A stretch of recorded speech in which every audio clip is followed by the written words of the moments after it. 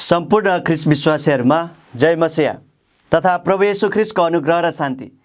म तपाईहरुको आफ्नै मित्र यसबिथिङ परमेश्वरको वचन लिएर हाम्रो यस जीवित वचन कार्यक्रम मार्फत तपाईहरुको सामु उपस्थित भएको छु। मलाई आशा छ तपाईहरुले हाम्रो यस कार्यक्रमलाई नियमित रूपले हेर्दै आइरहनु भएको छ अनि परमेश्वरको प्रशस्त आशिषहरू प्राप्त गर्दै हुनुहुन्छ। हाम्रो यस जीवित वचन कार्यक्रममा म तपाईहरु सम्पूर्णलाई हृदयदेखि स्वागत गर्दछु।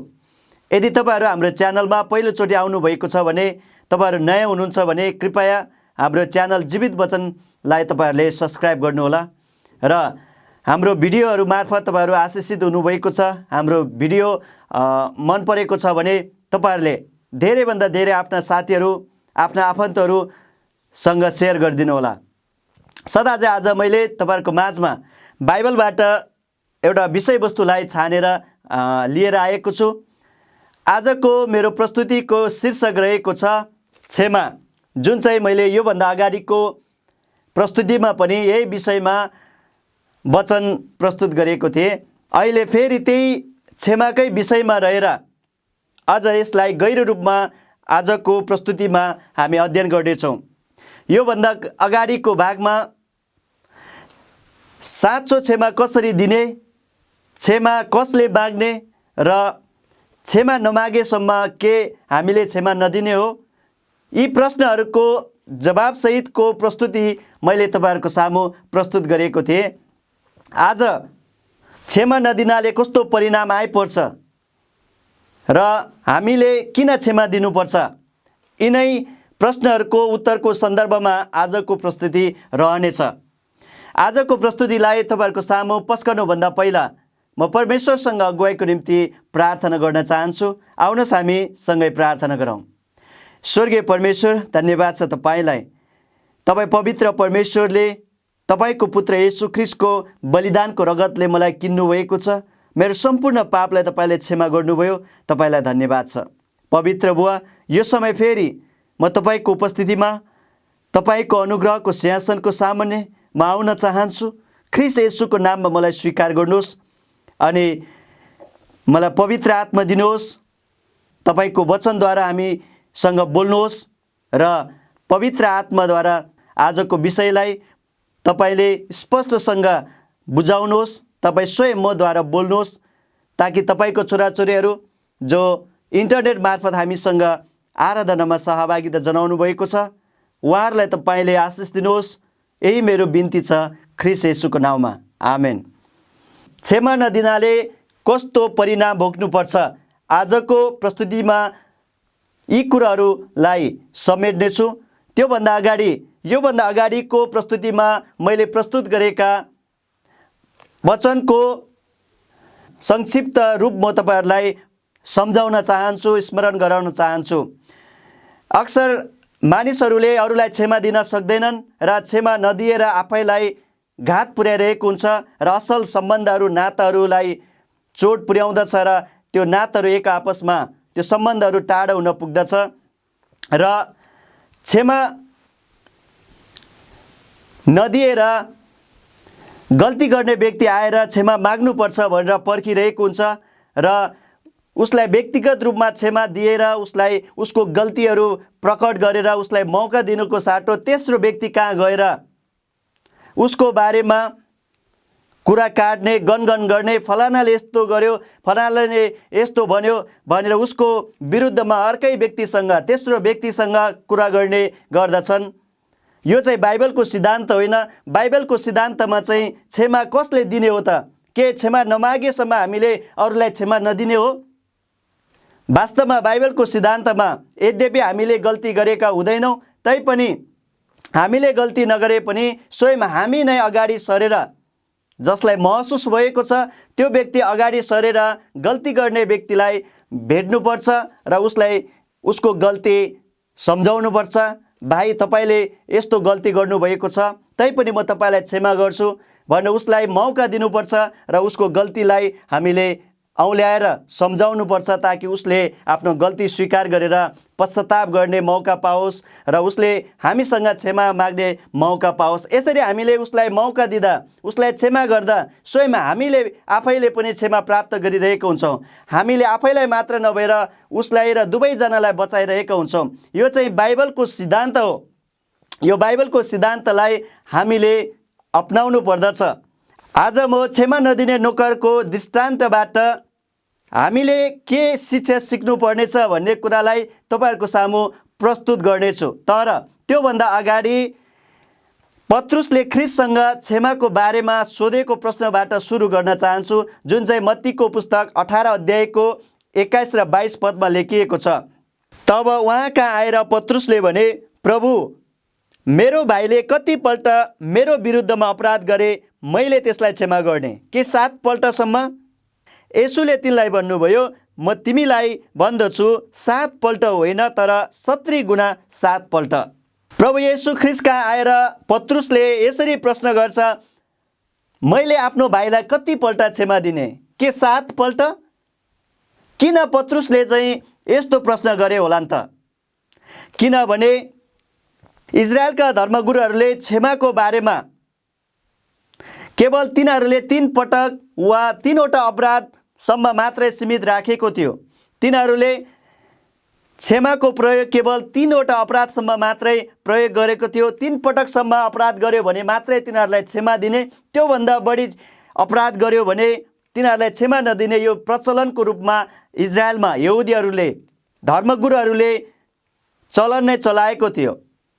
तर यहाँ पत्रुसले आफूलाई ख्रिस्टको शिक्षा पालन गर्नेको रूपमा दाबी गर्दै उसले क्षमालाई 3 पटक मात्र नभएर अझ बढाएर उसले 7 पटकसम्म क्षमा गर्ने विचार उसले व्यक्त गरे, जुन चाहिँ सङ्ख्याले पूर्णताको सङ्केत गर्दछ।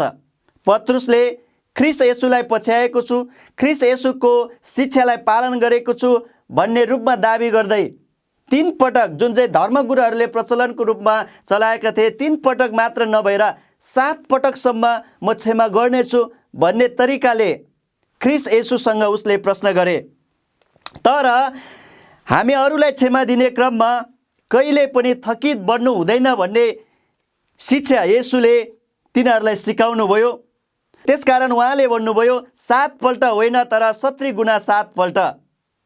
उहाँले कुन साँचो आधारमा क्षमा दिनुपर्नेछ भन्ने विषयमा प्रष्ट पार्दै यो दृष्टान्त बोल्नुभयो। आउनुहोस् हामी आज मत्तीको पुस्तक 18 अध्यायको 23 देखि पढ्नेछौँ, जहाँ प्रभु येशू ख्रिस्टले क्षमाको विषयमा दिनुभएको दृष्टान्त उल्लेखित छ। क्षमा नदिनाले कस्तो परिणाम भोग्नुपर्छ भन्ने कुरा आज हामीले यो दृष्टान्त मार्फत शिक्षा सिक्नेछौँ। यसै कारण स्वर्गको राज्य एउटा राजासँग तुलना गर्न सकिन्छ, जसले आफ्ना नोकरहरूसँग हिसाब लिने इच्छा गरे। जब तिनले हिसाब लिन लागे 10,000 सुनका सिक्का ऋण लिने एकजना तिनी कहाँ ल्याइयो। तर त्यस मानिसले तिर्न नसक्दा त्यसका मालिकले त्यसलाई र त्यसका पत्नी र छोराछोरी र त्यसका सबै थोक बेची ऋण चुकाउने हुकुम दिए। तब त्यस नोकरले घुँडा टेकी तिनका पाउमा परेर भन्न लाग्यो, मालिक, म माथि धैर्य गर्नुहोस्, म तपाईँको सबै ऋण चुकाउनेछु। तब त्यस नोकरका मालिकले टिट्याएर त्यसलाई छोडिदिए र त्यसको ऋण माफी गरिदिए। तर त्यस नोकरले निस्केर जाँदा आफ्नो सङ्गी नोकरहरूमध्ये एकजनालाई भेट्यो, जो त्यसको 100 चाँदीका सिक्काको ऋणी थियो। उसलाई घोक्रोमा पक्रेर त्यसले भन्यो, तेरो ऋण तिरिहाल।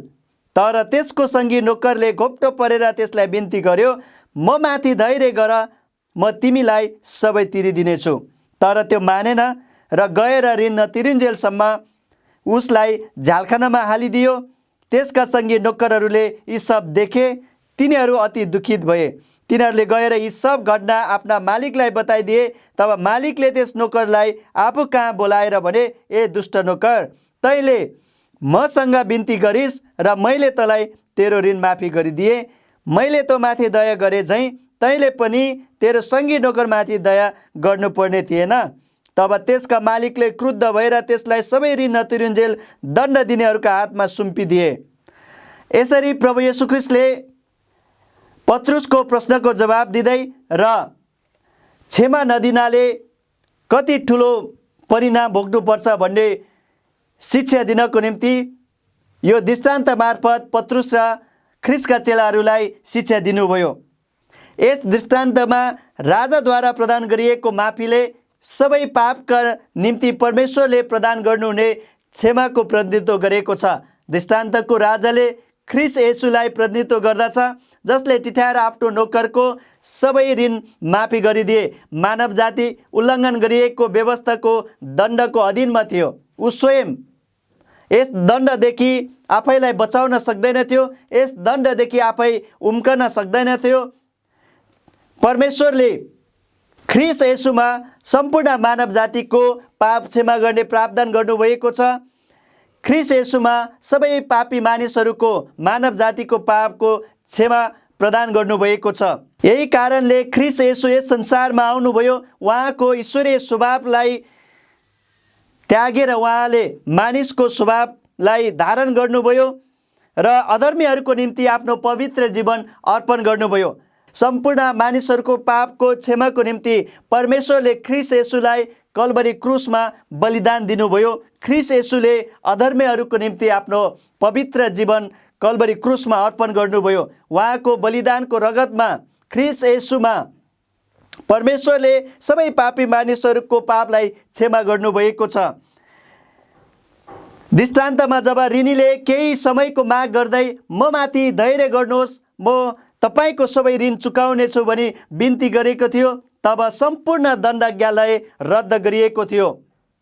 उक्त नोकरले राजा कहाँ गरिएको बिन्तीले राजाले दया देखाएको छ र राजाले उसको सम्पूर्ण ऋणलाई माफी दिएको छ।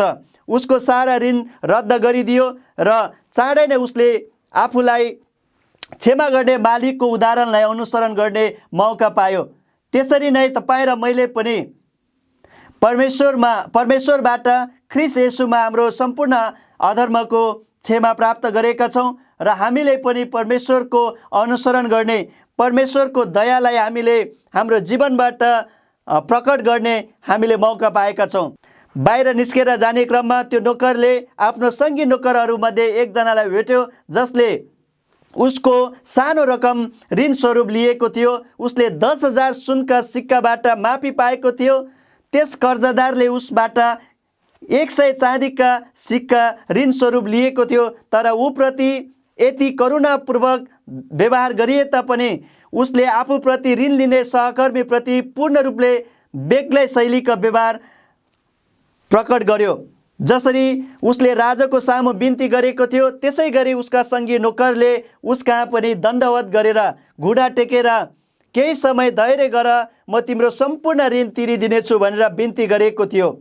उसले राजाबाट दया प्राप्त गर्यो, क्षमा प्राप्त गर्यो, तर उसले आफ्नो सङ्गी नोकरलाई त्यो व्यवहार प्रकट गरेन, उसले दया देखाएन। उसले आफूबाट लिएको सानो रकमको बारेमा मात्र चिन्तन गरिरहेको थियो। उसले आफूले पाउनुपर्ने भनी ठानेको सम्पूर्ण रकमको माग गर्यो र जुन दण्डज्ञा उसले राजाबाट क्षमा प्राप्त गरेको थियो, त्यही दण्डज्ञा उसले आफ्ना सङ्गी नोकरमाथि लागू गर्यो। त्यो निर्दय नोकरले आफ्ना सङ्गी नोकरलाई उसले क्षमा दिएन, तर उसले राजाबाट यति ठुलो रकमको माफी पाएको थियो। उसले त्यो राजाको अनुसरण गर्नुपर्ने थियो, तर आफ्नो सङ्गी नोकरलाई उसले दया देखाएन। आज कयौँ मानिसहरूले यही भावना प्रकट गरिरहेका छन्। आज तपाईँ र मैले पनि आफैलाई जाँच्नु पर्दछ। परमेश्वरले ख्रिस्ट येशूमा हाम्रा सम्पूर्ण अधर्म क्षमा गर्नुभएको छ। हामीले अनगिन्ती पाप गरेका छौँ। यस संसारमा कोही पनि छैन जसले पाप गरेको छैन। अहिलेसम्म हामीले धेरै पाप गरिसकेका छौँ। के तपाईँले पाप गर्नुभएको छैन? तपाईँले गर्नुभएको सम्पूर्ण पाप र अधर्मलाई ख्रिस्ट येशूको नाममा उहाँले क्षमा गर्नुभएको छ। उहाँले तपाईँलाई दया देखाउनु भएको छ। उहाँले तपाईँलाई प्रेम देखाउनु भएको छ। तपाईँ र मैले पनि परमेश्वरको प्रेमलाई अनुसरण गर्नुपर्दछ। तपाईँ र मैले पनि परमेश्वरको दयालाई अनुसरण गर्नुपर्दछ र आफ्ना सङ्गीलाई हामीले क्षमा गर्नुपर्छ, आफ्ना भाइलाई हामीले क्षमा गर्नुपर्छ। हामी परमेश्वरको देखासेखी गर्ने हुनुपर्दछ। तर आज कयौँ मानिसहरूले, कयौँ इसाईहरूले परमेश्वरबाट क्षमा पाउने आशा राख्ने र क्षमा प्राप्त गर्ने र आफ्ना भाइलाई क्षमा नगर्ने गरिरहेका छन्। यस दृष्टान्तमा 10,000 सुनको सिक्का ऋण लिने नोकरले आफ्ना सङ्गी नोकरलाई क्षमा दिएन। त्यसपछि उसका साथी सङ्गी नोकरहरू गएर राजालाई त्यसको बारेमा सम्पूर्ण कुरा बताइदिए अनि राजाले त्यो 10,000 सुनका सिक्का ऋण लिने नोकरलाई बोलाएर उसको सम्पूर्ण ऋणको फेरि माग गर्यो। उसले नतरिन्जेलसम्म राजाले उसलाई दण्ड दिनेहरूको हातमा सुम्पिदियो। 10,000 सुनका सिक्का ऋण लिने नोकरलाई राजाले बोलाएर यसरी भने, ए दुष्ट नोकर, तैँले मसँग बिन्ती गरिस् र मैले तँलाई तेरो सम्पूर्ण ऋण माफी गरिदिए। मैले तँमाथि दया देखाए झै तैँले पनि आफ्नो सङ्गी नोकरमाथि दया देखाउनु पर्ने थिएन। यसरी राजाले उसलाई प्रश्न गरे, उसको सम्पूर्ण ऋणको माग गरे अनि उसले आफ्नो सम्पूर्ण ऋण नतुरिन्जेलसम्म दण्ड दिनेहरूको हातमा सुम्पिदिए। साँच्चै हामीले आफ्ना भाइलाई क्षमा दिएनौँ भने परमेश्वरबाट हामीले पनि क्षमा प्राप्त गर्ने छैनौँ। जुन व्यक्तिले क्षमा गर्न अस्वीकार गर्दछ त्यसले स्वयं आफ्नै क्षमाको आशालाई परित्याग गरिरहेको हुन्छ। जसरी त्यो 10,000 सुनका सिक्का ऋण लिने नोकरले राजाबाट क्षमा प्राप्त गरे तर उसले आफ्नो सङ्गी नोकरलाई क्षमा दिएन। आफूले पाउने क्षमाको आशालाई परित्याग गरेको कारणले राजाले उसँग सम्पूर्ण ऋणको माग गरे र उसले नतरिन्जेलसम्म उसलाई दण्ड दिनेहरूको हातमा सुम्पिदिए। त्यसरी नै तपाईँ र मैले पनि अरूलाई क्षमा दिँदैनौँ भने हामीले पनि परमेश्वरबाट पाउने क्षमाको आशालाई परित्याग गरिरहेको हुन्छौँ। यो कुरा हामीले बुझ्नु अति आवश्यक छ। परमेश्वरले हामीप्रति गर्नुहुने क्षमाले उहाँको आज्ञा पालन गर्नुपर्ने हाम्रो कर्तव्यलाई कुनै रीतिले घटाउने गर्दैन। आज तपाईँ र मैले हाम्रो दैनिक जीवनमा यसरी परमेश्वरको अनुसरण गरिरहेका छौँ कि छैनौँ, आज हामीले जाँच्नु पर्दछ। हामी सँगै काम गर्ने साथीभाइलाई क्षमा गरिरहेका छौँ कि छैनौँ, हामीले हाम्रो परिवारमा भएको आफन्तहरू परिवारका सदस्यहरूलाई क्षमा गरिरहेका छौँ कि छैनौँ, श्रीमान र श्रीमतीले एक अर्कालाई क्षमा गरिरहेका छन् कि छैनन्। आज तपाईँ र मैले आफैलाई जाँच्नु पर्दछ। अक्षमाशील भावनालाई कुनै पनि कुराले समायोजित गर्न सक्दैन। अन्य मानिसहरूप्रति निर्दयी स्वभाव झल्काउने व्यक्तिले स्वयं आफै परमेश्वरको क्षमा गर्ने अनुग्रहको भागीदार होइन भन्ने कुरा देखाउँछ। त्यसरी नै तपाईँ र मैले पनि अरूप्रति निर्दयी व्यवहार देखाउँछौँ भने परमेश्वरबाट क्षमा प्राप्त गर्ने अनुग्रहको भागीदार होइन भन्ने कुरा हाम्रो जीवनबाट प्रकट हुँदछ। हामीले परमेश्वरको क्षमा गर्ने करुणालाई आफ्नो स्तर मुताबिक अँगाल्नु पर्दछ। मैले तँमाथि दया गरे झै तैँले पनि तेरो सङ्गी नोकरमाथि दया गर्नुपर्ने थिएन र भनेर परमेश्वरले तपाईँ र मबाट पनि त्यही माग गर्नुहुन्छ, त्यही प्रश्न गर्नुहुनेछ। हामीले परमेश्वरबाट अनगिन्ती पापहरूको क्षमा पाएका छौँ र क्षमा पाउने आशा गर्दछौँ र हामीले अझै आफ्ना भाइलाई क्षमा दिँदैनौँ भने हामी त्यो 10,000 सुनको सिक्का ऋण लिने नोकर झै निर्दयी नोकरहरू हुनेछौँ र हामीले पनि परमेश्वरबाट क्षमा प्राप्त गर्ने छैनौँ। हामीले एकपटक मात्र नभई हामीले पटक पटक आफ्ना भाइलाई क्षमा दिनुपर्दछ। जसरी ख्रीष्ट येशूले पत्रुसलाई भन्नुभयो 7 पटक मात्र होइन 70 गुणा 7 पटक। त्यसरी नै तपाईँ र मैले पनि आफ्ना भाइलाई पटक पटक क्षमा दिनुपर्दछ। जबसम्म अनुग्रहको समय रहन्छ तबसम्म हामीले आफ्ना भाइलाई क्षमा दिनुपर्दछ। कतिपय समयमा हामीले आफ्ना भाइलाई कति पटक क्षमा दिने भनेर हामी पनि सोच्दछौँ र हामी यसरी पनि सोच्ने गर्दछौँ कि ऊ क्षमा पाउन लायकको छैन, ऊ माफी मागेर नम्र भएर आएको छैन भनेर हामीले उसलाई न्याय गर्दछौँ। यो एकदमै गलत कुरा हो। कयौँ पटक गलत कार्य बारम्बार दोहोरिन्छ र जब गल्ती गर्ने व्यक्तिले आफ्नो भुल स्वीकार गर्ने गर्दछ तब पीडित व्यक्ति थकित बन्न पुग्दछ र आफूले पुग्दो मात्रामा उसलाई क्षमा गरिसकेको रूपमा ठान्ने गर्दछ। हामीले त्यसरी सोच्नु हुँदैन। कयौँ पटक हामीले आफ्नो भाइलाई यस्तो सोचेर क्षमा नदिने गर्दछौँ र हामीले उसलाई न्याय गर्दछौँ वा उसको बारेमा गलत अड्कल काट्दछौँ कि उसले आफ्नो गल्तीलाई स्वीकार गरेर गम्भीर रूपमा आफ्नो गल्तीको बारेमा सोचेर ऊ दुखित भएको छैन, ऊ नम्र भएको छैन भनेर हामीले उसलाई क्षमा दिँदैनौँ र ऊ क्षमाको योग्यको छैन, क्षमाको लायकको छैन भनेर हामीले गलत अड्कल काट्दछौँ र हामीले न्याय गर्दछौँ। यद्यपि उसले आफ्नो गल्ती स्वीकार गरेर हामीसँग क्षमा नमागे पनि हामीले उसलाई क्षमा दिनु पर्दछ भने झनै उसले आफ्नो गल्ती स्वीकार गरेर हामीसँग क्षमा माग्दाखेरि हामीले अवश्य उसलाई क्षमा दिनुपर्दछ। हामी थकित बन्नु हुँदैन, हामीले आफ्नो पनि विचार गर्नुपर्दछ, हामीले उसलाई न्याय गर्नु हुँदैन। ऊ क्षमाको लायकको छ कि छैन त्यो जाँच्ने काम हाम्रो होइन। हामीले सम्पूर्ण मुद्दा परमेश्वरलाई सुम्पर्नु पर्दछ। परमेश्वरले नै उसको न्याय गर्नुहुन्छ, तर हामीले न्याय गर्नु हुँदैन। हामीले हृदयदेखि नै आफ्नो भाइलाई क्षमा दिनुपर्दछ।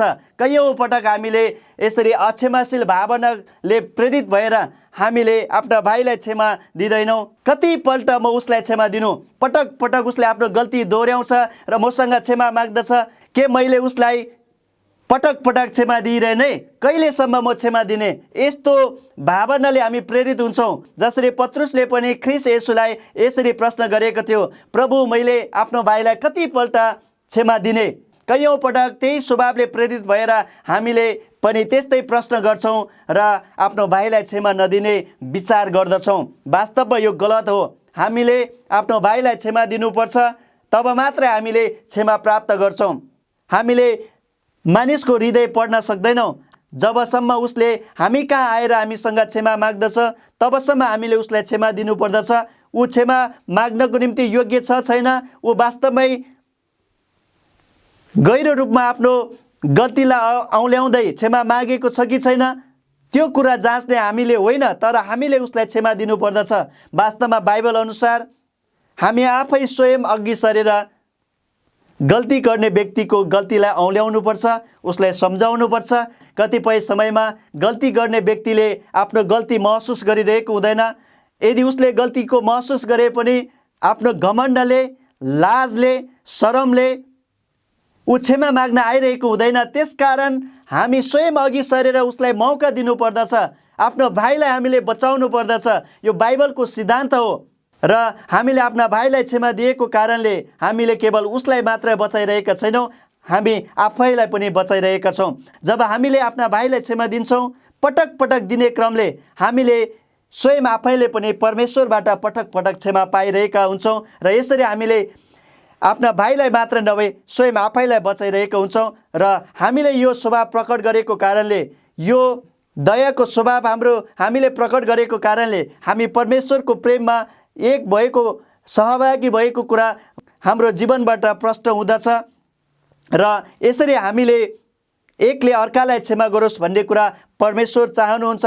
त्यसै कारण परमेश्वर पावलद्वारा यसो भन्नुहुन्छ, जसरी परमेश्वरले ख्रीष्टमा तिमीहरूलाई क्षमा दिनुभयो त्यसै गरी एउटाले अर्कालाई क्षमा गरेर तिमीहरू एक अर्कामा कोमल मनको र दयालु हो। यो वचन एफिसी पुस्तकको 4 अध्यायको 32 पदको वचन हो। परमेश्वरले हामीलाई एकले अर्कालाई क्षमा दिनको निम्ति उहाँले आज्ञा गर्नुभएको छ। हामीले एकले अर्कालाई क्षमा दिनुपर्छ। जब हामीले एकले अर्कालाई क्षमा दिन्छौँ तब हामीले पनि परमेश्वरबाट क्षमा प्राप्त गर्छौँ। ख्रीष्ट येशू भन्नुहुन्छ मत्तीको पुस्तक 7 अध्यायको 2 पदमा, जसरी तिमीहरू अरूहरूलाई दोषी ठहराउँछौ, जुन नापले तिमीहरू नाप्दछौ त्यसै गरी तिमीहरूको निम्ति पनि नापिनेछ।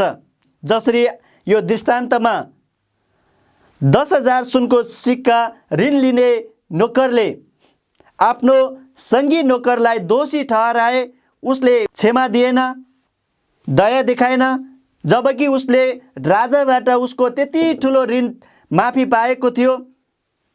त्यही स्वभाव, त्यही दया आफ्नो सङ्गी नोकरलाई उसले देखाएन, आफ्नो सङ्गी नोकरलाई दोषी देखायो, जसले गर्दा त्यो राजाले उसलाई बोलाएर उसको सम्पूर्ण ऋणको माग गर्यो र दण्ड दिनेहरूको हातमा सुम्पिदियो। त्यसरी नै यदि तपाईँ र मैले पनि आफ्ना भाइलाई क्षमा दिएनौँ भने, हामीले जसरी आफ्ना भाइलाई दोषी ठहराउँछौँ, हामीले जसरी आफ्ना भाइलाई नाप्दछौँ, त्यसरी नै परमेश्वरले हामीलाई दोषी ठहराउनुहुन्छ। परमेश्वरले हामीलाई नाप्नुहुन्छ र परमेश्वरले हामीबाट माग गर्नुहुन्छ र उहाँले प्रश्न गर्नुहुनेछ, जसरी मैले तँलाई क्षमा गरेँ, जसरी मैले तँलाई दया देखाएँ, त्यसरी नै तैँले पनि आफ्नो सङ्गी नोकरलाई दया देखाउनु पर्ने थिएन र भनेर परमेश्वरले हामीसँग प्रश्न गर्नुहुनेछ। परमेश्वरले हामीसँग माग गर्नुहुनेछ। परमेश्वरले हामीसँग लेखा माग्नुहुनेछ। परमेश्वरले हामीलाई पहिला प्रेम गर्नुभयो।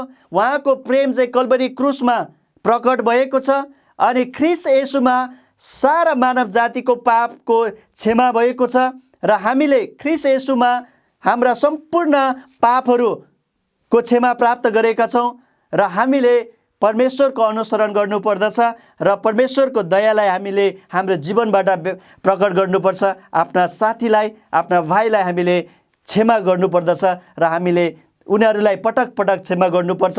यद्यपि हाम्रो गल्ती नभए पनि हामी स्वयं अघि सरेर गल्ती गर्ने व्यक्तिलाई आफ्नो गल्ती सच्याउने, क्षमा प्राप्त गर्ने, क्षमा माग्ने अवसर हामीले प्रदान गर्नुपर्छ। यो बाइबलको सिद्धान्त हो। यसरी हामीले परमेश्वरको अनुसरण गरौँ र दैनिक जीवनमा हामीले यही शिक्षा, यही सिद्धान्तलाई लागू गरौँ र हामी परमेश्वरको अनुग्रहको भागी बनौँ र परमेश्वरबाट हामीले क्षमा प्राप्त गरौँ र हामीले आफ्ना भाइलाई क्षमा दिने क्रमले उसलाई बचाउँ र आफूलाई पनि बचाउँ। परमेश्वरबाट हामी सम्पूर्णले क्षमा प्राप्त गरौँ। यदि हामी इसाईहरूले परमेश्वरबाट हामीले क्षमा प्राप्त गरेनौँ भने हाम्रो जीवनको, हाम्रो इसाई जीवनको, हामीले आशा गरेको कुराको कुनै अर्थ रहँदैन। हाम्रो आशा व्यर्थ ठहरिनेछ। त्यसैले परमेश्वरबाट हाम्रो सम्पूर्ण पापको क्षमा प्राप्त गरौँ र हामीले परमेश्वरबाट क्षमा प्राप्त गर्नको निम्ति हामीले आफ्ना भाइको अधर्म, गल्ती, सम्पूर्ण कुरालाई हामीले क्षमा गरौँ र हामीले आफ्नो भाइलाई क्षमा दिने क्रमले स्वयं आफैलाई बचाइरहेका हुन्छौँ। आजको पाठबाट हामीले क्षमा नदिनाले कति ठुलो मोल तिर्नुपर्छ भन्ने कुरा सिक्यौँ। यदि तपाईँ र मैले अरूलाई क्षमा दिँदैनौँ भने हामीलाई पनि परमेश्वरले क्षमा दिनुहुने छैन।